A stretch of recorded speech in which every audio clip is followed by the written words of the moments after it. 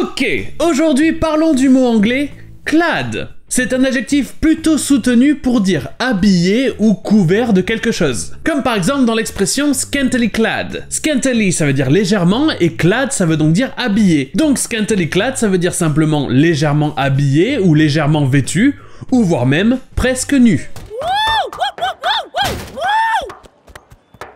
Bring on the beer and the scantily clad barmaids and the more beer. Shh.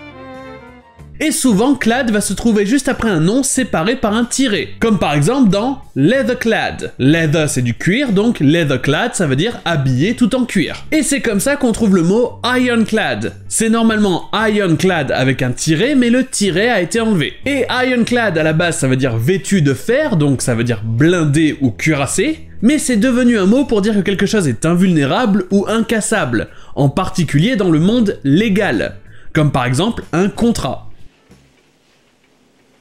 You're prepared to take these large salary cuts? Yeah, we are, but we want a contract agreement that's ironclad. So if you buy it, you can't break it up.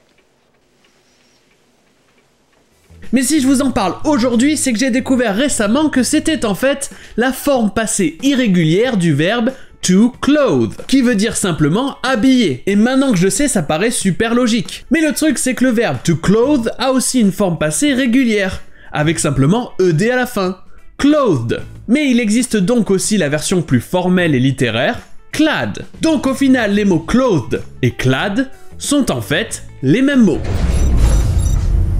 Since 1849, Kingsman tailors have clothed the world's most powerful individuals. By 19. Never before have we clad strangers in the garb of our own people. Et sur ce, je vous dis à demain.